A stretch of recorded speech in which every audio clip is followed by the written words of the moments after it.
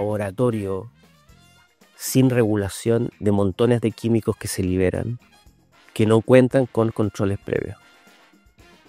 Este es un famoso informe del Reino Unido del 2018, digamos, cuántos químicos, no recuerdo las cifras, pero la gran mayoría de los químicos que están liberados hoy en día para el uso, digamos, que pueden tener impacto en la salud humana, no cuentan con regulaciones previas, con controles de seguridad.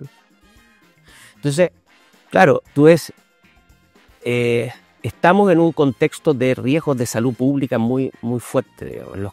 Uno, porque ya vivimos, digamos, en entornos altamente contaminados con contaminantes que ya sabemos. Por eso el enfoque que requiere hoy en día la investigación es la investigación hacia una medicina de prevención, ¿no es cierto? ¿No? De prevención de nuestras formas de hábito, formas de vida, de regulación, ¿no es cierto?, de nuestra dieta, de salud mental.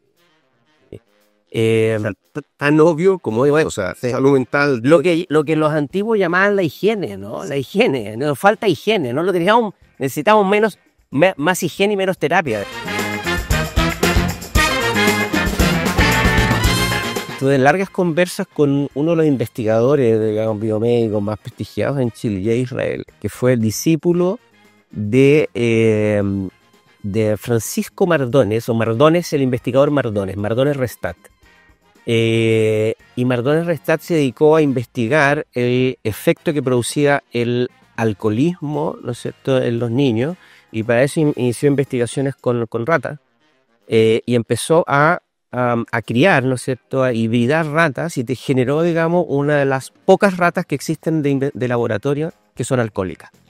Esas ratas, una de ellas la creaba la Universidad de Chile, la rata VTUCH, es decir, de la Universidad de Chile, ¿no? La rata de la Universidad de Chile, creada por el profesor. ¿Pero es una rata o es una especie? Es una especie. Es una especie creada por él que fue mezclando ratas hasta que hizo una rata que le gustaba tomar alcohol versus tomar agua. Las ratas tienden a... ¿Nace alcohólica? Es alcohólica. Y no de nacimiento, genéticamente es alcohólica. ¿Pero le tocaron un gen? ¿O no? ¿Una evolución no, un ensayo de error? Por evolución, digamos, tradicional, digamos, de hibridación, de mezcla de especies que iban escogiendo aquellas que tenían más predilección al alcohol.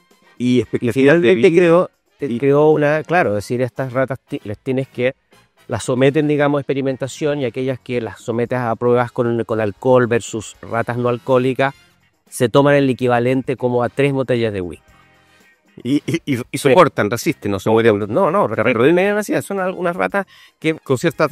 y lo más... Un aporte de Chile, del Estado de Chile, de lo que yo supe, existen como 2 ratas, esta especie de ratas alcohólicas a nivel mundial, una de Alemania y la de la Universidad de Chile. ¿Cómo se llama? Porque la voy a chequear después. Creo que se llama rata esbelarga Universidad de Chile. Qué gracioso. Y el discípulo de Mardones Restat, este prestigiado, digamos, investigador chileno, fue Jay Israel, y él me contaba, que también se dedicó a estudiar las adicciones y el tema de adicción de alcohol, que el intercambio que tú tienes con la microbiota determina la forma que tú asimilas el alcohol. Por lo tanto, el microbioma, digamos, te puede hacer más o menos adicto, y de hecho hoy en día hay una línea de investigación asociada al microbioma y las adicciones, por ejemplo, la adicción al alcohol. Si tú te cambias el microbioma, puede alterar, ¿no es cierto?, tus niveles de adicción al alcohol. Y él me contaba la historia de que los rusos tienen una predisposición al alcohol y una, digamos, resistencia mayor al alcohol que otras poblaciones, producto del tipo de microbiota al cual estuvieron, digamos, formadas, digamos, donde se desarrollaron estas poblaciones, que era la microbiota asociada a la vida, ¿no es cierto?, agrícola, ¿no es cierto?, al tipo de animales que... Entonces, es impresionante cómo nosotros dependemos finalmente de los microorganismos que nos habitan, digamos, ¿no? Oye, ¿y no hay gente que sale a protestar de esas cosas? Porque, pensando en el caso mío, yo cada vez más, yo me tomo una copa de vino y al día siguiente estoy muy cansado. Tu microbiota no está adaptada para... De acuerdo, pero alguien, o sea, ¿podría el Estado financiar una investigación que dijera cómo el profesor Leturia puede tomar lo mismo que sus amigos y no estar hecho peor al día siguiente? es como también es un tema ético o de prioridades. ¿No? Yo, por la fuerza de la ciencia, las investigaciones de Mardones Restat eran investigaciones con impacto en la salud pública. El tema de la inclusión de los hijos producto de madres alcohólicas era un tema de extremada relevancia pública, salud pública. Hoy en día, claro, cuando se hace ciencia, digamos, siempre se dice, ¿no es cierto?, está la ciencia por el conocimiento, que es sumamente relevante para encontrar nuevos desarrollos, nuevos conocimientos que llevan a desarrollos tecnológicos, aplicaciones. Pero también, ¿no es cierto?, la ciencia busca hacerse preguntas respecto a necesidades, ¿no es cierto?, de salud de la población. Es decir, la pregunta por misión, es decir, cómo abordar ciertos temas relevantes para un país, que puede estar relacionado con la salud pública, como por ejemplo las pandemias, cómo se aumentan las pandemias con las enfermedades zoonóticas. Pero te apuesto que si lo decimos claramente, es como decir, investiguemos cómo reducir la caña. Eso es lo que yo te estoy planteando. Va a haber gente que va a salir a protestar y va a decir que es una investigación ilegítima. Bueno, como toda tecnología, la aplicación tecnológica puede tener dobles usos, ¿no? Hay que plantearla de otra forma. Sí. No, pero sí, sin duda la adicción al alcohol, el alcoholismo es un tema de salud pública relevante que tú dices, te estás investigando en eso, aunque te pueda generar cierta resistencia al alcohol, digamos, una investigación. No, por supuesto, yo en el caso mío, la verdad, no quiero mejorarme de esta como intolerancia al alcohol porque me salva, me pone a kilómetros de distancia de caer en una adicción porque lo pago tan caro. Si lo pagara más barato... Tú ves otras poblaciones que tienen menos resistencia al alcohol, los japoneses, por ejemplo. Bueno, te cuento estas cosas que no es mi expertise, son lo que me pasa a mí como un académico, investigador que se dedica a las ciencias sociales, ¿no es cierto?, al derecho, a la ética, a la bioética, y que le toca trabajar con investigadores que están en este tipo de líneas. Le van enseñando todo eso. Ellos me consultan de otras cosas, yo lo apoyo en otros temas, pero me entero de cómo ¿no es cierto?, la ciencia, al final de cuentas, la ciencia trabaja uno con preguntas de necesidades de salud concretas, digamos, pero también trabaja con ese conocimiento, con investigar aquellas cosas que son la magia de la vida, es decir, cómo nosotros somos habitados por millones y millones de microorganismos, tenemos más genes de microorganismos, de microbiota, que genes nuestros. Entonces, dependemos de nuestra vida, depende de lo que nos den y lo que nosotros debemos, interactuamos. Entonces somos un ecosistema. Me gusta como explorar esas mismas ideas de los investigadores, ¿no es cierto?, científicos, biomédicos con los cuales yo trabajo, qué implicaciones tienen filosóficas, ¿no? Hay mucha discusión hoy en día cuál es realmente nuestra identidad, si realmente tenemos una sola identidad, si al final estamos habitados por millones y millones de microorganismos que definen nuestra identidad. Hoy en día somos muchos. Somos muchos. Exacto. No somos, exacto, como diría Sense8. No, Sense8, segundo capítulo Sense8. ¿Viste Sense8, no? No, es obligatoria. Tienes que verla, es extraordinaria. Oye, pero me llamó la atención de lo que me dices, que o sea, tú eres estás dedicado a la bioética, eres de los más famosos, connotados a nivel nacional, está exagerando con el afuero, que tú lo dices. No, pero que estés enojado, o sea, tú dices, esto me dedico a las ciencias sociales, me dedico al derecho, a la filosofía. Uno siempre, y a veces le cruje un poquito, la bioética está puesta más en el ámbito médico, cosa que a mí me molesta además, porque buena parte de los problemas éticos son problemas ideológicos o políticos, y que desde el momento que se llaman ético, esto no lo puedes hacer porque es poco ético, básicamente sientes que hay un tipo que piensa una cosa que te la quiere imponer. Como, bueno, es interesante lo que dices, porque al final la bioética se pierde en cuáles fueron sus verdaderas raíces, ¿no? Hay un filósofo que siempre decía que en el origen de las instituciones del saber, entiéndese la geometría o el arte, en fin, de cualquier forma de desarrollo humano donde hay un conocimiento inicial, ese conocimiento a veces queda sepultado por la historia y que solo tardíamente después vuelve a resurgir, como orgánicamente.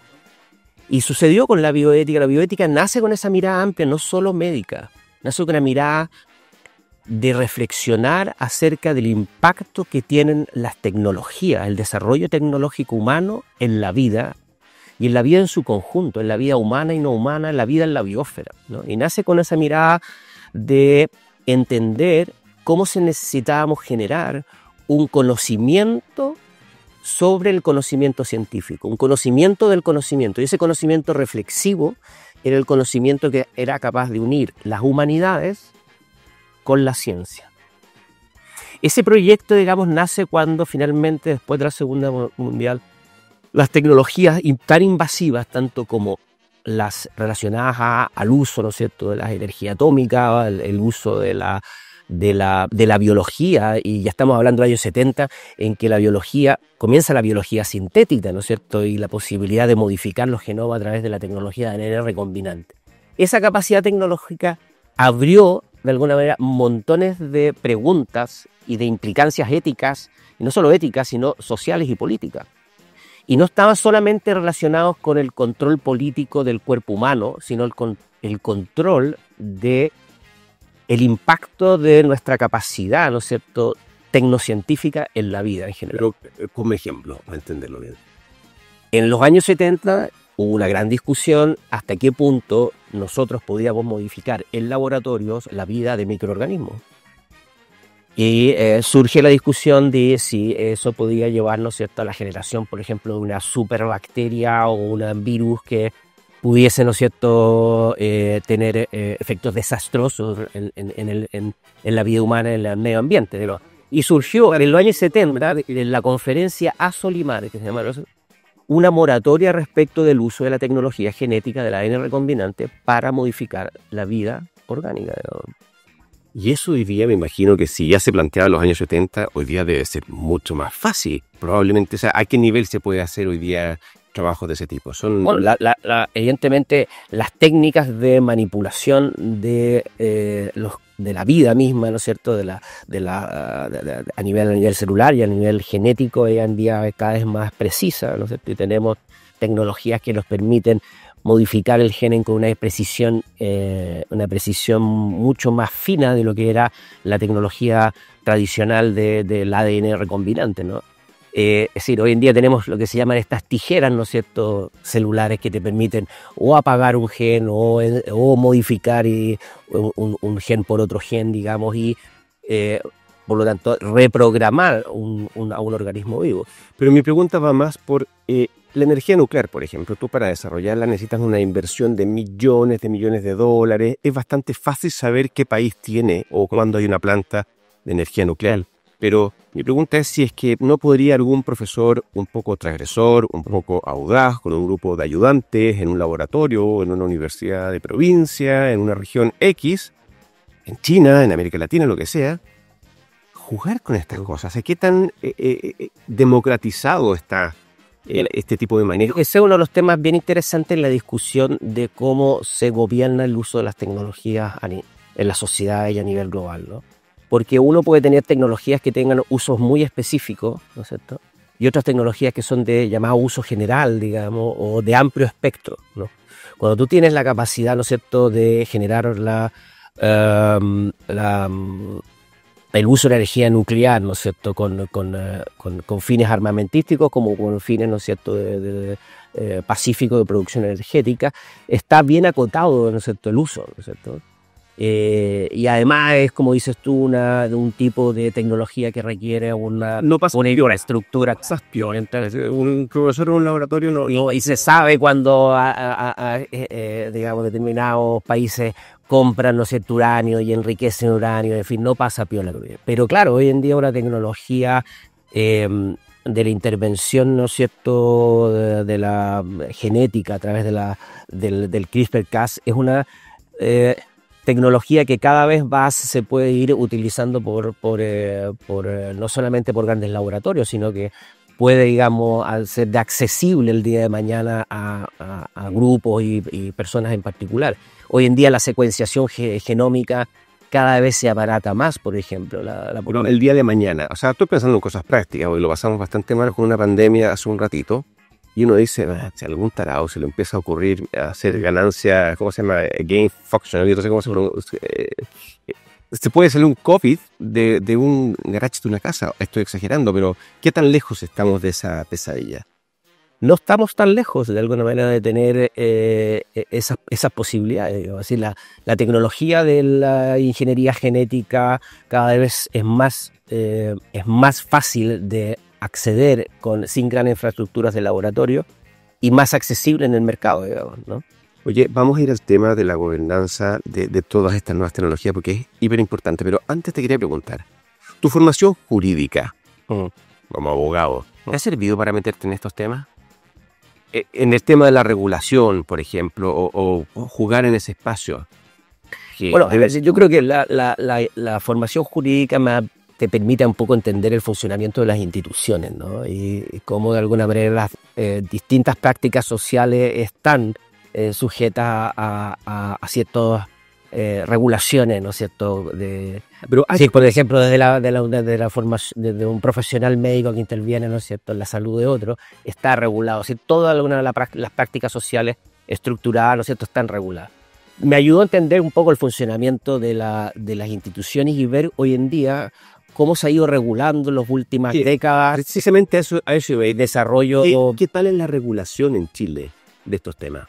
O la ley no sé qué hay, si la ley de derechos de los pacientes, no sé qué tantos espacios. Uno escucha que el tema de la donación de gametos está... ¿Cuál es la realidad de eso?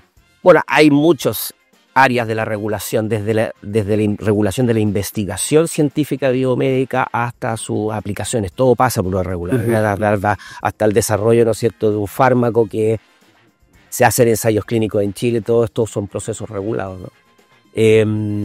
En Chile, digamos, comenzamos tardíamente, diría como 10 o 15 años de desfase en relación a la regulación internacional.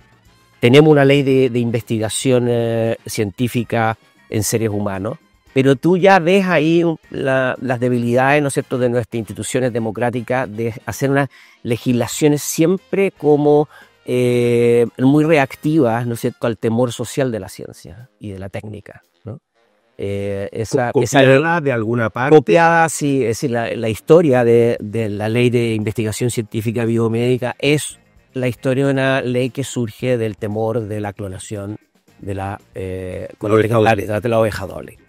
Es decir, es lo que yo llamo la regulación por reacción temor, es decir, la legislación como una forma ilusoria, ingenua del control del temor social al impacto de las tecnologías, ¿no? Y claramente salió un popurrí de temas dispersos que estaba muy enfocado a la investigación sobre el genoma, la investigación genética y cómo debía regularse y en general cuáles eran los requisitos mínimos para hacer una investigación con un ser humano. Y es una ley que sigue siendo una ley muy marco, que sirve como para establecer las exigencias legales de que no puedes hacer investigación con ser humano, es decir, con donde hay una intervención ya sea física o psíquica o incluso de uso de datos personales para investigar, sin ciertos requisitos, digamos, como son ser aprobado por un comité ético científico, la validez de la investigación, la delegada a los investigadores. La permisología ha llegado al mundo de la ciencia y la investigación. Bueno, llegó hace mucho tiempo cuando, también de un modo muy reactivo, digamos, las primeras regulaciones internacionales surgen con la internacionalización de los derechos humanos, el famoso Código Nuremberg, que fue una reacción a las investigaciones de los médicos nazis. Ustedes recuerdan, ¿no es cierto?, el conjunto de médicos que fueron enjuiciados, los juicios de Nuremberg, los llamados juicios a los médicos, ¿no es cierto?, y juiciados por un médico norteamericano, que ese mismo juez ordenó a 2 médicos norteamericanos que hiciesen un código que fijara las reglas básicas para no dañar, ¿no es cierto?, a los sujetos que participan en una investigación. Desde luego, respetar, ¿no es cierto?, la libertad de las personas a ser incorporadas en la investigación y no someterlas a la fuerza coactivamente como sucedió con los médicos nazis, ¿no? Desde luego ese es el primer principio. No embarazar prisioneras a la fuerza para experimentar con los embriones, claro. Surge de alguna manera reactiva a esos escándalos, ¿no? La ignominiosa, digamos, investigación de los médicos nazis, y posteriormente evolucionó una normativa internacional, la declaración de Helsinki, que también regula estos temas, y esto pasa a las legislaciones, ¿no? Hoy en día nosotros tomamos medicamentos porque pasan por todo un proceso regulatorio, son tecnologías, digamos, que implican riesgo y por lo tanto tiene que verificarse, digamos, que son tecnologías seguras, ¿no es cierto? Y además que son eficaces, ¿no? Tú le pones entonces buena nota a nuestro marco regulatorio actual. No, te llamo la atención que porque es una legislación que surge de un modo muy reactivo. De hecho, la ley dice es como la ley de investigación científica en seres humanos y la prohibición de la clonación, digamos. Es como que ya ves el temor que tenían en mente. Con el curso de la discusión salió una ley más o menos ordenada, digamos, pero insuficiente hoy en día para dar cuenta de las necesidades regulatorias en el área de la investigación biomédica y la traslación de esa investigación a la sociedad en tecnología y productos. Yo me imagino, así ciencia ficción, cómo debe ser estar en una comisión en la Cámara de Diputados debatiendo en detalle este tipo de cosas. Debe ser una alucinación. No sé cómo... Bueno, como tú ves, esa misma ley, digamos, que fue una ley que se discutió largamente desde el año 97 hasta el 2007, que fue publicada y entró en vigencia. El gran problema que tenemos es la falta de soporte y apoyo técnico legislativo adecuado para sacar legislaciones tan específicas, ¿no? Que el conocimiento de los parlamentarios no es suficiente y eso ha fallado, ¿no? De hecho, esa misma ley lo que busca es crear una Comisión Nacional de Bioética para asesorar a los tres poderes del Estado en la generación de normas y en la aplicación, ¿no es cierto?, de normas especializadas en estos temas. Pero ahí tú ves las paradojas de Chile. Se creó, se instituyó por ley esa comisión, pero nunca se ha implementado. Es decir, hay una desobediencia, digamos, al Parlamento hasta el día de hoy por todos los gobiernos, porque son los gobiernos, el Ejecutivo, el que debe nombrar eso. Nunca se ha nombrado. Producto de eso, a mí me ha tocado la experiencia de participar en proyectos de ley que modifican, actualizan esta ley. Y te doy un ejemplo muy concreto. Muy concreto. Esta ley se dedica a regular la investigación en el genoma humano. ¿Ok? ¿Ya? Básicamente lo que dice, bueno, que no se puede investigar sin pedir el consentimiento de las personas, debe, ¿no es cierto?, garantizarse la confidencialidad, la protección de los datos genéticos, estos datos deben mantenerse bajo ciertas condiciones de codificación encriptado, en fin, detalles, digamos, de la investigación genómica. Pero tú ves que el desarrollo de la tecnología y la biotecnología del último año ha sido abismante, digamos. Y desde los años, hace ya diríamos, del 2000, antes del 2015, no sé, no recuerdo cuando le fue otorgado el premio Nobel a estas dos mujeres que crearon la tecnología de edición genética a través, ¿no es cierto?, de esta, el CRISPR-Cas9, ¿no?, de eso que se llama, ¿no? ¿La tecnología? Es el uso, ¿no es cierto?, de lo que se llaman tijeras, ¿no es cierto?, biológicas que permiten cortar con mucha precisión el genoma, ¿no?, y poder editarlo, ¿no? Tal cual, ¿no es cierto? Sacas un gen y pones otro gen, ¿no?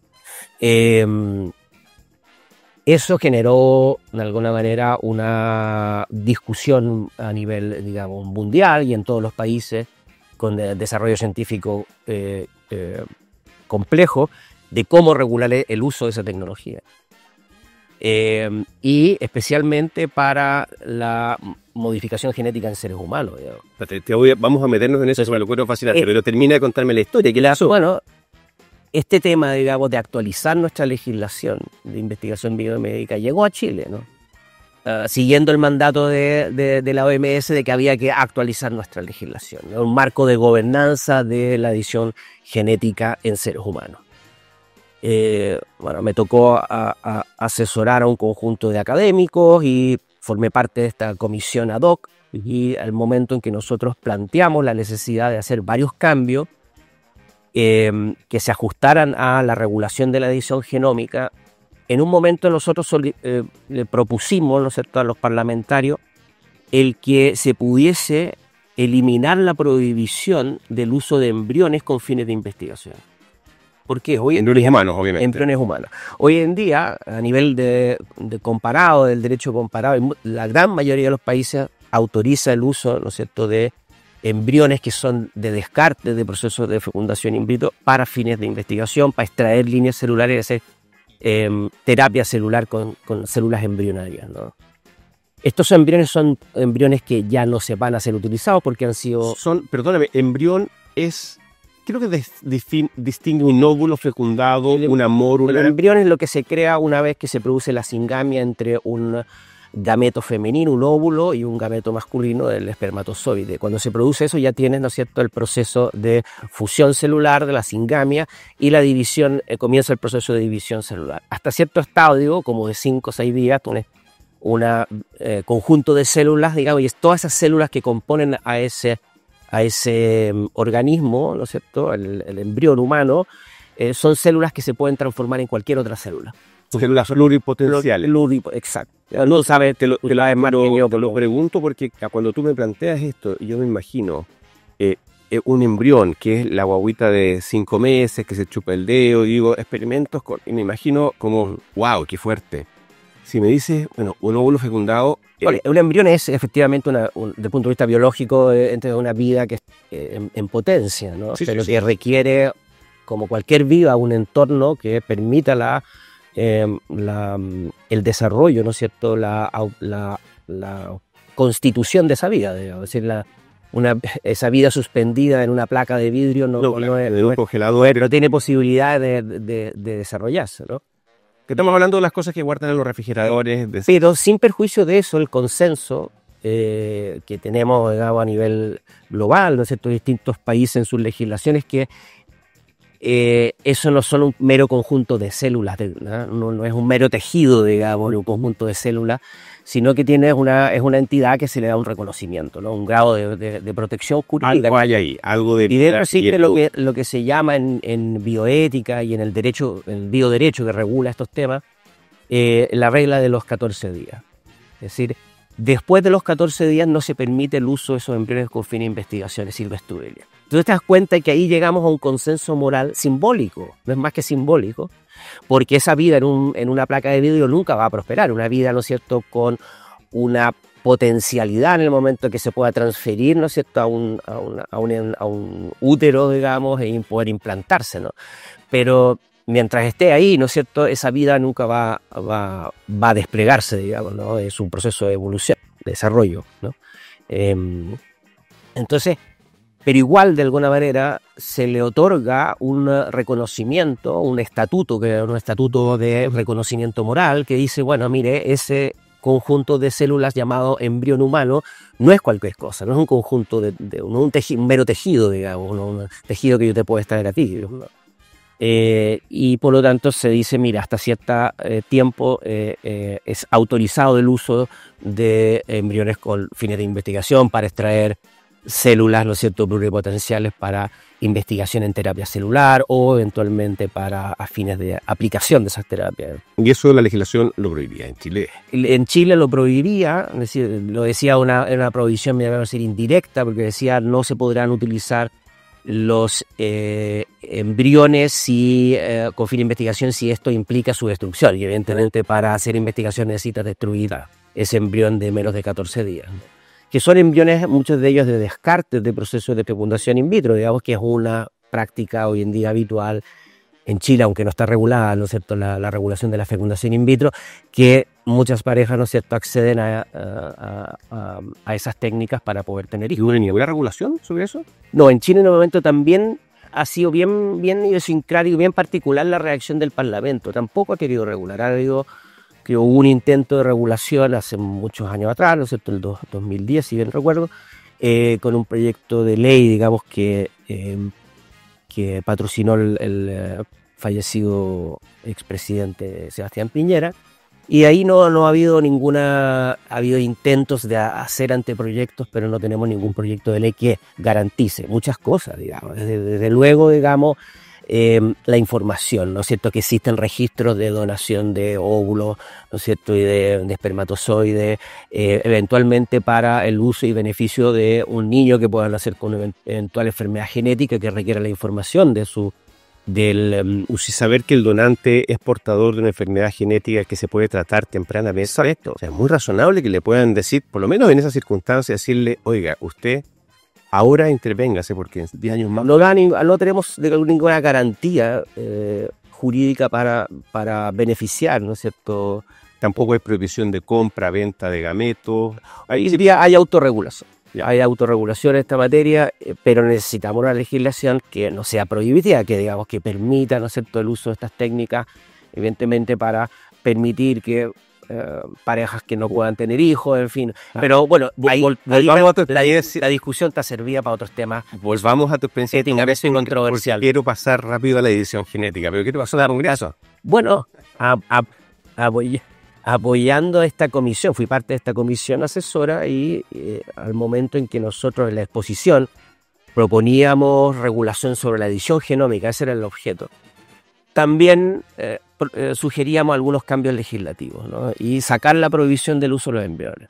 Bueno, pero llegado al momento de la exposición en que planteamos ese tema, prácticamente se paralizó.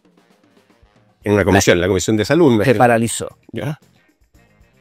Y poco espacio hubo para la discusión más de fondo, que era más compleja aún, digamos, ¿no? Es decir, y lo más divertido es que al final de cuentas eran los propios, en este caso parlamentarios, que patrocinaban este proyecto, digamos. Entonces, era todo bien paradójico, ¿no? Es decir, paradójico también porque no había espacio a una discusión más o menos razonada, digamos, respecto de cuál es la experiencia comparada, cuál es la regulación comparada, de qué embriones estamos hablando, digamos. ¿Ah? Entonces yo todavía me recuerdo que terminamos la sesión, digamos, no sé si puedo decir estas cosas, pero bueno. Todo se puede decir acá. Terminamos la sesión en que expusimos la comisión del Senado, la comisión del futuro, digamos. ¿Esto entró por el Senado o ya había pasado? No, era patrocinado este proyecto de ley por senadores. Por senadores de la comisión de futuro, ¿no? Y uno de los senadores me dijo al salir: oiga, usted me va a dejar sin dormir con esto del uso de los embriones con fines de investigación. Entonces, bueno, mira, por eso mismo... ¿Y era uno de los que había patrocinado? Exacto. Por eso es tan importante que en Chile tengamos una institucionalidad democrática.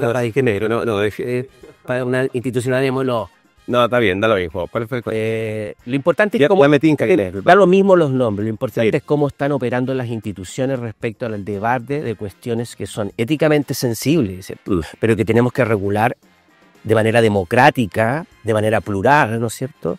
Y con una mirada que te permita el avance de la ciencia y no la restricción de la ciencia, ¿no? Pudiendo balancear bien los intereses, digamos, ¿no? Sabiendo que hoy en día Chile, yo el argumento que utilizaba me parece absolutamente de una incoherencia, que usted por una legislación permita el aborto pero no utilizan los embriones.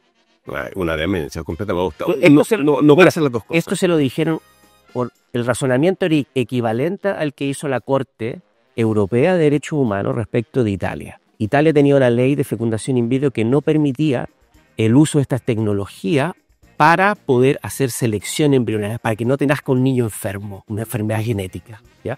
Solo la autorizaba para incapacidad reproductiva, ¿ok?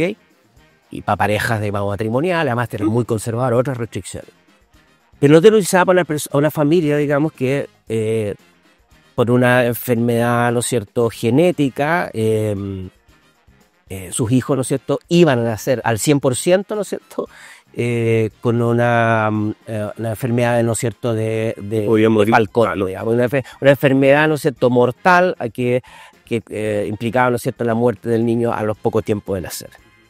Pues bien, la legislación italiana les permitía abortar, ¿no es cierto?, a ese niño o niña, libremente, pero no les permitía, haciendo menos daño, uso de la fecundación in vitro para, ¿no es cierto?, seleccionar aquellos embriones sanos. Incoherencia legislativa, lo mismo que sucedía en el argumento que yo le daba al parlamentario. En Chile tenemos una legislación que te permite bajo ciertas causales, no sé. Que podrá estar de acuerdo o no, pero te la permite, que sucede. Y es muy frecuente. Es ley aprobada, ¿no es cierto?, democráticamente por un Estado, digamos, ¿no? Es decir, parte del juego democrático, ¿no? Y no poder utilizar con fines de investigación aquellos embriones que ya están descartados. Hoy en día en China no se sabe qué pasa con todos esos embriones que están congelados o supuestamente congelados. Si no hay ningún registro, ni ninguna, y probablemente por eso también hay lobby para que requiere, ¿no es cierto?, la regulación, precisamente para poder delimitar bien, ¿no es cierto?, cuáles son las prácticas, ¿no es cierto?, correctas, admisibles, las cuales se requiere gente no seria y madura que pueda trabajar. Tú no puedes legislar primeramente por tu opinión personal, tu simplemente convicción moral. Créeme que sí se puede. No es bueno, pero pasa. Oye, pero me dejaste como este senador con el tema de la edición genética. Me querías decir algo, que te quiero ir a preguntar eso, porque me parece alucinante que uno pueda decidir si va a querer tener hijos con el pelo crespo o no, o con una potencia deportiva superior, que ya me hubiera querido yo que mis padres lo hubieran hecho conmigo, que no, claramente no lo hicieron. Pero termina de decirme lo que me estás diciendo, porque no te vas a cambiar de la decisión. Hoy en día cada vez más en la regulación de la tecnociencia, que es parte de nuestra vida, Sí, las tecnologías desde, ¿no es cierto? El debate amplísimo que sucede cada día, ¿no es cierto?, sobre el uso de la inteligencia artificial, que se conecta con otras tecnologías como la intervención, ¿no es cierto?, en la ingeniería genética, la biología sintética o la generación de nanopartículas, ¿no es cierto?, la nanotecnología, la posibilidad que tenemos hoy en día de, no sé, de utilizar, digamos, muchas tecnologías que son muy pervasivas, ¿no? Necesitas, digamos, una institucionalidad democrática, un parlamento capaz de tener la suficiente, apertura, ¿no es cierto?, de diálogo democrático respecto de cómo regular esto, y la seriedad de poder tener, no sé, todas las asesorías técnicas, científicas, y la de expertise, ¿no es cierto?, de académicos que se dedican a esta materia. Entonces, de eso en Chile no carecemos en absoluto. No, es una tragedia mayor, y lo mismo debe pasar en el ámbito judicial, que a propósito, te voy a preguntar de eso también, a propósito de todas las decisiones éticas que tomaba en su momento la famosa tercera sala, pero vamos dejando cosas, edición génica o genética, no sé cómo se dice correctamente. ¿Se puede hacer hoy día? O sea, esa tijerita con ese nombre raro que me dijiste, que primera vez que lo oigo en mi vida.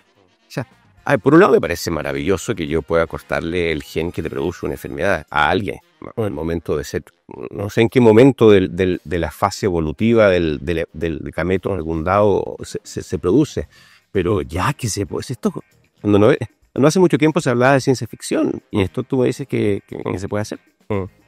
Mira, el debate más amplio se da y más profundo en la edición genómica en línea germinal, digamos. Básicamente por las consecuencias que tiene, que es una modificación que tú vas a producir para todas las generaciones que vienen de descendencia de ese ser humano, digamos, ¿no?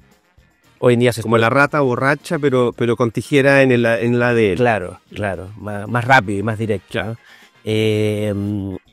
La discusión sobre la terapia, es decir, las investigaciones sobre posibles terapias génicas con edición genómica a nivel de tu cuerpo, a nivel somático, es una discusión que se instala al final como la seguridad de otros tratamientos, otras técnicas, ¿no? Que tienes que evaluar, ¿no es cierto?, los riesgos que eso implica, ¿no? Y por lo tanto someterlo a procesos de ensayos, ¿no es cierto?, clínicos que te garanticen la eficacia de esos tratamientos y la seguridad, ¿no? Pero el problema ético se produce principalmente diría yo, cuando estás modificando la vida humana y con implicaciones para el resto de las generaciones, ¿no es cierto?, en el futuro. Las implicaciones que tiene es que, bueno, nosotros ya tenemos en nuestras manos, por decirlo de una manera muy gráfica, tenemos en nuestras manos las riendas de la evolución, digamos. Pero eso significa que podría haber nuevamente un profesor en un laboratorio con un grupo de ayudantes que haga una guagua o conjunto que sean más grandes, que tengan un coeficiente intelectual mayor, que vivan más tiempo, que sean más fuertes. O sea, ya esto de Frankenstein multiplicado por varias veces hoy, o sea, as we speak, como... Bueno, gran revuelo y debate que aceleró la discusión regulatoria, lo que se llama cómo gobernar, la gobernanza, esta palabra que se utiliza, la gobernanza de esta tecnología de la edición genética por CRISPR-Cas9. Gobernanza quiere decir que de alguna manera no hay una regulación de un regulador único, una regulación que es vertical, ¿no? La gobernanza implica un conjunto de instrumentos que permiten controlar, ¿no es cierto?, el uso de una tecnología. Y a partir de conjunto de instrumentos, porque yo entiendo la gobernanza como una utopía en un país, en un mundo donde hay 200, 300 países y ni siquiera sabemos cuánto hay, porque habla de gobernanza precisamente para poder armonizar los criterios de normativo, los criterios de acuerdos respecto de los límites del uso de ciertas tecnologías. En la edición genómica se dio mucho... Déjame antes, porque eso yo entiendo que tú puedes decir en la Comunidad Europea o en Estados Unidos y Canadá puedes hacerlo, más allá de la película de Almodóvar y que todos sabemos que alguien puede no cumplir la norma, y si no la cumple durante un rato ya nació en esa guagua alterada. Pero es muy difícil hacerlo en un mundo con 300 países. Tú me estás diciendo esto y yo apostaría dinero que en China o en varios países ya ocurrió, Es que ya ocurrió, efectivamente, eso es lo que te iba a comentar. Además, finalmente esto exige unos esfuerzos concertados y realmente son a veces muy complejos, incluso para algunos, digamos, ilusorios, digamos, de cómo llegar a un acuerdo de reglas comunes a nivel internacional, cuando la ciencia es una práctica, una iniciativa colaborativa mundial, ¿no es cierto?, internacional. En China fue el caso, digamos, que ocurrió el año 2019, no, si no recuerdo mal, que un médico chino, digamos, efectivamente, editó, ¿no es cierto?, a 2 embriones, ¿no es cierto?, a 2 niñas, mediante el silenciamiento de un gen que estaba vinculado, de acuerdo, ¿no es cierto?, a su intervención a la transmisión del VIH, ¿no? Que unos padres estaba infectado con VIH y él buscó el mecanismo de silenciar un gen que facilitaba, ¿no es cierto?, la transmisión. ¿Me lo puedo hacer yo eso? Bueno, ¿Otras cuidas? existe toda una tendencia. ¿No se va a hacer en humanos o solamente en etapas muy preliminares de la vida? Es decir, eso requiere, digamos, una infraestructura más compleja. Estamos mandando la intervención de embriones, digamos. Es distinto a lo que se llaman hoy en día este uso de la edición genética con fines de terapia tuya, digamos, somática, es decir, estos biohacking, ¿no? Es decir, hoy en día, claro, puedes tener kit de usos, ¿no es cierto?, biotecnológicos a disposición, a carta, digamos, abierta en Amazon. Y eso, claro, eso son eso es una deriva que sin duda implica, ¿no es cierto?, riesgo muy fuerte, ¿no es cierto? ¿Y qué pasó con esos embriones Bueno, son 2 niñas que nacieron? ¿sí? Viven, ¿sí? Bueno, esto llevó a China a hacerle todo un proceso a este médico que no siguió los procesos regulatorios de la investigación y fue sancionado, encarcelado, y ahora está nuevamente libre y él sigue planteando, igual que un investigador ruso, que va a volver a hacerle, ¿no es cierto? Eso lo lleva a otro tema, y es que a veces la burocracia puede terminar siendo un detentivo muy grande a cosas buenas. No te estoy diciendo esto en particular, pero o sea, se da esa discusión de cuánto la burocracia, los comités éticos y qué sé yo, las distintas... Bueno, la ciencia biomédica hasta antes del año 75, por decir, con la Declaración de Helsinki, que exige los comités, digamos, un tercero, un órgano colegiado que decide si tu investigación es ética o no ética. Hasta el año 70, antes del 75 era una autorregulación, digamos. Tú más que autorregulación, es decir, tú velabas por la seguridad de tu investigación, ¿no? Y antes de toda la codificación de las normas de investigación con seres humanos, el proceso era autorregulado, digamos, ¿no? Si las primeras regulaciones, bueno, comienzan paradójicamente antes del régimen nazi, digamos, que Alemania tenía una regulación súper específica. Pero la pregunta es si la autorregulación es suficiente para el control o contención de tecnologías que implican riesgos fuertes. Tú estarías, digamos, de acuerdo en consumir un medicamento que fue testeado por la autorregulación de un grupo de inversores, digamos, por una farmacéutica. Bueno, ya me pasó, ya me obligó a vacunarme, básicamente, pero probablemente, claro, ahí está la discusión. Es decir, hoy en día la sociedad quiere tener acceso a tecnologías de salud seguras y eficaces, y eso pasa por regulación. Ya nadie confía en una autorregulación para su medicamento. No. La discusión con vacunas fue otro tema, es decir, que cómo se pudo reducir el tiempo de aprobación de una vacuna que tardaba 15 años habitualmente en poder registrarse, ¿no es cierto?, el uso de una vacuna por una agencia de medicamentos a un periodo de 1 año, digamos. Eso. Sí, mira, yo creo que la discusión de las vacunas, no quiero meterme en ella porque además creo que salimos bien o relativamente bien, quizás en un tiempo más veamos algunos efectos. Pero más que eso, nos preferiría hablar de otro tema vinculado, que es el lobby de la farmacéutica. O te lo pongo en un ejemplo. Como en Estados Unidos la discusión estaba haciendo si financiábamos gratis el Ozempic para todo el mundo en vez de tratar de que la gente comiera menos donuts o menos barritas con alto contenido de azúcar, aceite de palma y mil cosas así. Hay un tema ahí regulatorio que se mezcla con la política, que se mezcla con la plata, con intereses de distintos tipos. El tema del cáncer, por ejemplo, tú me imagino que habrás escuchado o qué se comenta en el mundo de la ética respecto a los tratamientos. Bueno, yo formo parte de un comité ético científico que revisa estos protocolos, que por ley debemos, ¿no es cierto?, toda investigación con ser humano debe ser aprobada por estos comités como comentaban. Y la gran mayoría de ensayos clínicos que nos tocan revisar son ensayos, ¿no es cierto?, de terapias, ¿no es cierto?, para el cáncer, ¿no? Terapias más innovadoras, en terapias como inmunológicas. Sí, sin duda. Hoy en día la industria farmacéutica bien se sabe que el desarrollo de moléculas químicas cada vez más difícil. Hay un fuerte desarrollo en biológicos y fuertemente dedicados al cáncer. Y es una medicina altamente cara. Toda esa medicina de la terapéutica, de innovación, es una medicina cara y que llega a pocos, ¿no? Cara y rentable para la industria. Claro, rentable para aquella industria que desarrolla esas terapias, ¿no es cierto?, que son altamente costosas.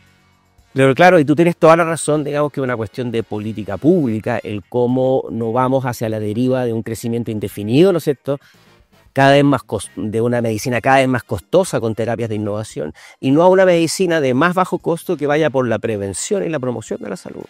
Y para eso hoy en día tenemos herramientas que son cómo hacemos buen uso de la información que tenemos. Es decir, la información, digamos, que tú tienes de los pacientes en su ficha clínica y la información que puedes ir recogiendo de otras fuentes administrativas te permiten hacer investigación solo con la información para hacer medicina, se puede decir, más preventiva, lo que hoy en día se llama salud poblacional, ¿no es cierto?, más de precisión. Y a los individuos, esa no la van a hacer los laboratorios porque va fuera de su giro de eso. Pero va a ser la academia. Lo va a hacer la academia, pero esto es importante. La academia teniendo acceso a la información.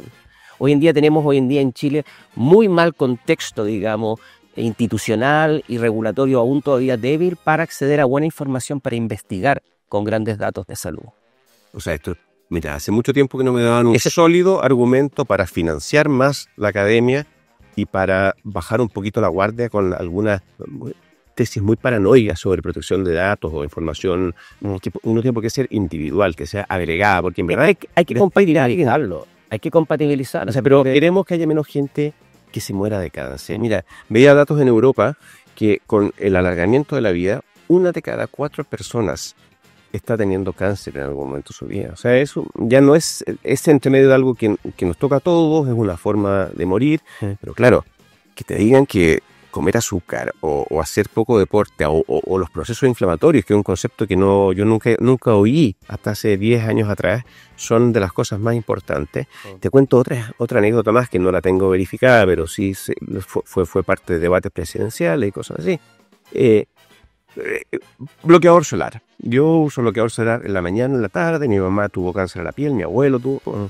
Bueno, sí, te evita el cáncer a la piel, pero los hijos si fuese cierto, le ponían algunos parabenes y cosas así a la crema que tú te echabas, que a su vez eran cancerígenos. O sea, te liberabas del cáncer producto de la radiación solar, pero ¿por qué alguna crema vale 1.000 y otra vale 10.000? Que le ponen petróleo, benzina y termina ahí haciendo cliente igualmente. Nosotros somos, la humanidad, un laboratorio sin regulación de montones de químicos que se liberan, que no cuentan con controles previos. Este es un famoso informe del Reino Unido del 2018, digamos, cuántos químicos, no recuerdo las cifras, pero la gran mayoría de los químicos que están liberados hoy en día para el uso, digamos, que pueden tener impacto en la salud humana, no cuentan con regulaciones previas, con controles de seguridad. Entonces, claro, tú ves... estamos en un contexto de riesgos de salud pública muy, muy fuerte, digamos. Uno, porque ya vivimos, digamos, en entornos altamente contaminados con contaminantes que ya sabemos. Por eso el enfoque que requiere hoy en día la investigación es la investigación hacia una medicina de prevención, ¿no es cierto? ¿No? De prevención de nuestras formas de hábito, formas de vida, de regulación, ¿no es cierto?, de nuestra dieta, de salud mental. O sea, tan obvio como, o sea, Sí. salud mental. Lo que los antiguos llamaban la higiene, ¿no? La higiene, nos falta higiene, ¿no? Necesitamos más higiene y menos terapia, digamos, ¿no? Oye, Giovanni, pero, desgraciadamente acabo de recibir un anuncio y vamos a tener que cortar. Esta ha sido de las conversaciones más... Yo sabía que iba a ser muy interesante, pero de verdad estoy hiper alucinado. Pero antes de que te vayas, déjame tocarte la beta jurídica, porque varios de estos temas de bioética o de ley de derechos de los pacientes fueron los que significaron algunos cuestionamientos a la tercera sala. Estos eran los temas o algunos de los temas que se veían, ¿o no? Sí, bueno, A la tercera sala de la Corte Suprema. y la famosa tercera, bueno, famosa por algunos, o que ya no están en la tercera sala, ¿no? Como bien sabemos. Sí, mira, el LLC, o sea, tenía que ver con porque básicamente más que con la ley de derechos de los pacientes tiene que ver con acceso a tratamientos, ¿no? Tratamientos de alto costo, ¿no? Que no estaban incluidos, algunos tratamientos que no estaban incluidos, ¿no es cierto?, en la ley Ricardo Soto. Y familias, ¿no es cierto?, que tenían hijos, ¿no es cierto?, pequeños, enfermos, que recurrían a un recurso, lo que están diciendo, recursos de protección para tratamientos, ¿no es cierto?, de alto costo que no estaban cubiertos, iban a la tercera sala, ¿no es cierto?, para enfermedades específicas, ¿no es cierto?, de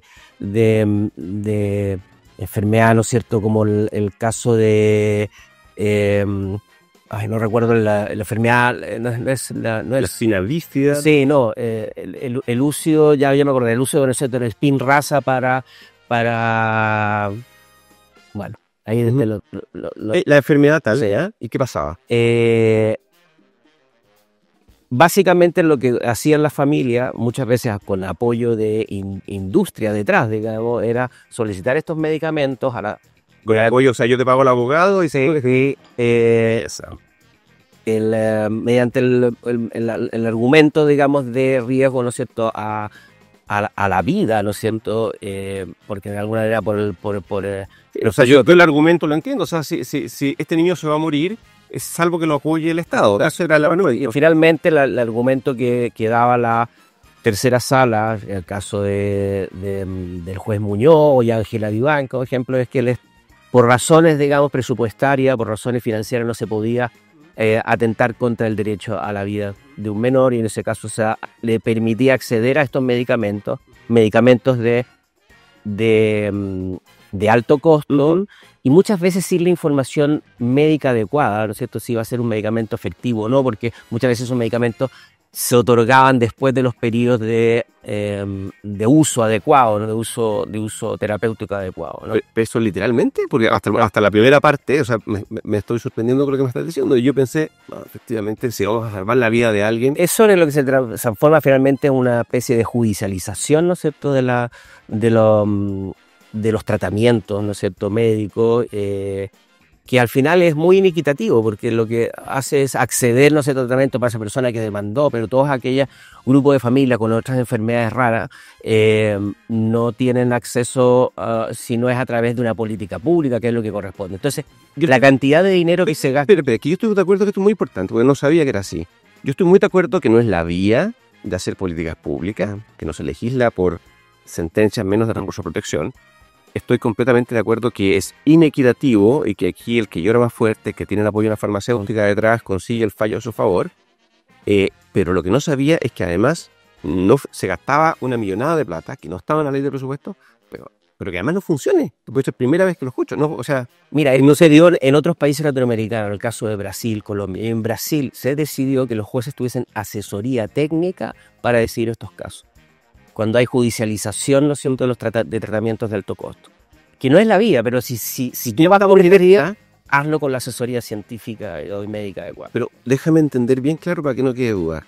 Significa que hubo sentencias que ordenaron financiar tratamientos... Y que no sirvieron absolutamente de nada. Y que no hubiera servido nunca porque el protocolo médico no... Porque el medicamento se aplicó fuera de la ventana de tiempo, digamos, necesario para ese tipo de enfermedad, digamos. ¡Qué fuerte, qué fuerte! Y esto no salió en ninguna parte en su momento. No, muy, es decir, yo creo que generó un debate muy mediatizado siempre respecto de el activismo judicial en estas materias, pero siempre se veía como con buenos ojos finalmente, como ¿Qué es lo que jueces defensores, ¿no es cierto?, de unas vidas vulnerables. y que si en esos financieros iban a morir unos niños? Es obvio que es conmovedor. Con un presupuesto enorme, cada año, ¿no es cierto?, el Ministerio de Hacienda tenía que dedicar una partida específica de dinero para pagar esos medicamentos. Pero además probablemente tenían que tener un ítem que era para las futuras sentencias que esta sala nos dicte. Exacto. Y que no tenemos idea cuáles van a ser, ni cuántas, ni a quién sí, ni a quién no. Es la peor política, ¿no es cierto?, de acceso equitativo a medicamentos. Con malos resultados. Es la judicialización y con malos resultados Por ignorancia. y ineficacia, ¿no? Porque, bueno, la vía del activismo judicial por esa vía es nefasto. Es decir, estos dos jueces que ya no están en la Corte Suprema... ¿Por qué focalizas en ellos dos? Porque ellos fueron los principales que sostuvieron la doctrina, ¿no es cierto?, que mantuvo la tercera sala. Ellos eran los redactores de estos fallos. ¡Wow! Haberlo sabido antes. Oye, y a propósito de Bueno, nos queda pendiente el nombre de la enfermedad que no me acordé, digamos, pero ya... No, pero además... pero este tipo de cosas eran habituales en la Corte Suprema o le habrán achuntado alguna vez también, porque lo que me estás diciendo es como para pasar con un palo y pegarle a varios de ellos. Bueno, hay mucha jurisprudencia interesante de estas materias, bueno, desde las más clásicas respecto de los rechazos de tratamiento de testigos de Jehová, que cada vez más ya las cortes maduras acepten de alguna manera que un adulto pueda decir no a un tratamiento por razones personales, de la conciencia ideológica y de respetarse evidentemente la libertad de conciencia de las personas, digamos, son sus derechos civiles y respétenselo. Bueno, hay un caso muy interesante que yo he visto muchas veces en la discusión sobre la ley de derechos de los pacientes, cómo esa ley terminó finalmente abriendo el espacio a la judicialización de los derechos de los pacientes, que es lo que precisamente una ley de derechos de los pacientes debería evitar, ¿no? Este fue el caso de una señora ya mayor de edad que cayó en estado vegetativo permanente,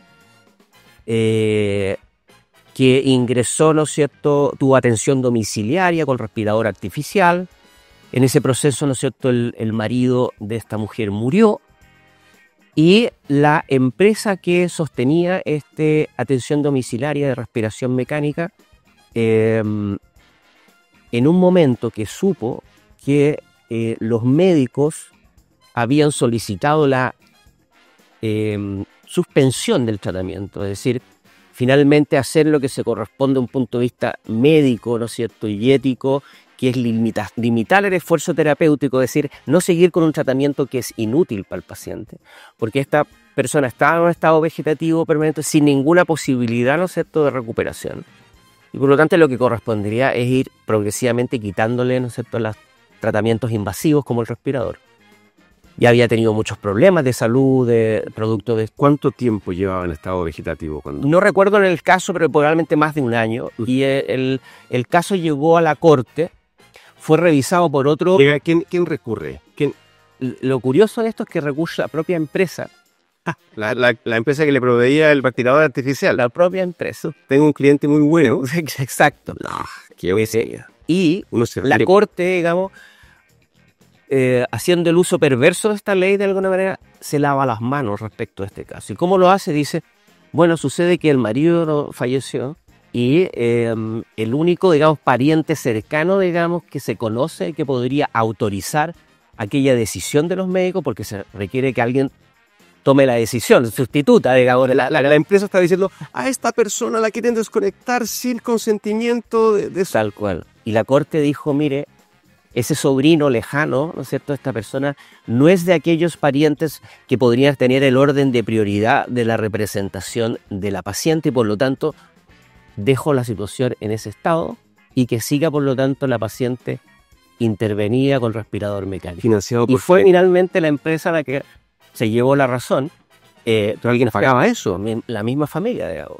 La misma familia, no sé quién administraba esos bienes, estaban los bienes a cargo de este de este sobrino lejano, digamos, que era pariente del Pero marido, podía dar el consentimiento. pero que la corte le dijo no es el pariente, pareciera que no es el pariente más cercano, busquemos un pariente más cercano que, ¿no es cierto?, tome la decisión por representación, que de acuerdo, ¿no es cierto?, a la ley de derechos de los pacientes dice debe seguirse el orden, ¿no es cierto?, de prelación establecido en el Código Civil para llamar a los parientes a testificar en tribunales. Y ahí quedó. Básicamente todo el patrimonio que puedas heredar estos parientes lejanos lo vamos a dar a una industria, a la empresa farmacéutica. Esta mujer murió al poco tiempo, digamos.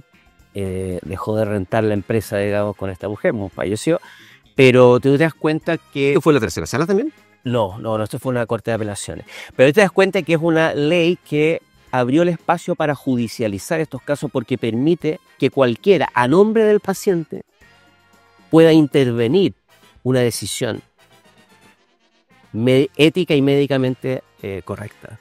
Claro, y con el paraguas además de que estás luchando por la ética y por los derechos de los pacientes, sí es muy... Una ley correcta, una ley, ¿no es cierto?, razonable, lo que tiene que hacer es que las decisiones entre paciente y familiares y médicos se resuelvan entre ellos, no con la corte. Precisamente estas leyes se crean precisamente para evitar la judicialización. ¡Qué barbaridad! De hecho, el famoso caso de Ann Killan, ¿no es cierto?, en los Estados Unidos, que llegó a la Corte Suprema, ¿no es cierto?, fue, digamos, una niña que había consumido barbitúricos, que cayó en estado vegetativo como esta señora, y que los padres pedían desconectarla. Esto el año 70 y tanto, 78.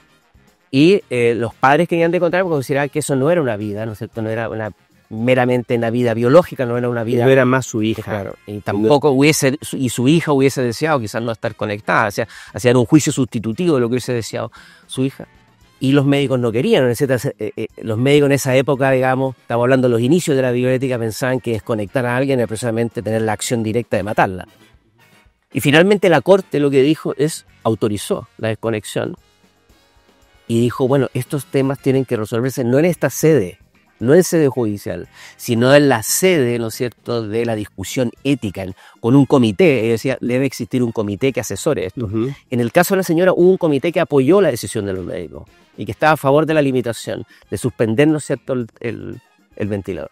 Eso es lo que dijo el juez de la corte hace muchas décadas atrás, en el año 78. Esto resuélvanlo comités éticos para tomar una buena decisión entre familiares, paciente y familia. Oye, Y esto es lo que nuestra ley no nos permite en Chile.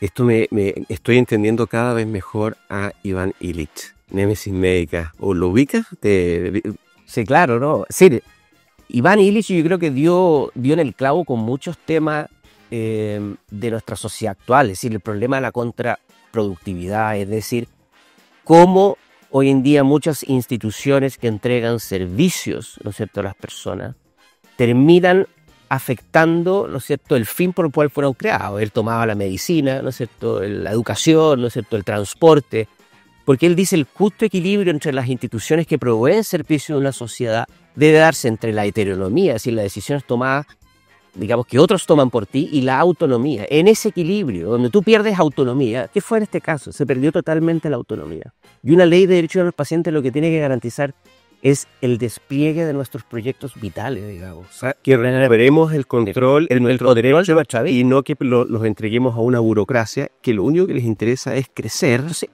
este caso demuestra la perversidad de esta ley. Oye, tengo muchísimos más temas, pero desgraciadamente me tengo que ir. Esto yo no lo hago. Me carga conversar cortado, me carga conversar por tiempo. Tenemos que seguir. No, por favor. en otra Muchas ocasión. gracias. Muchas gracias a ti por la invitación.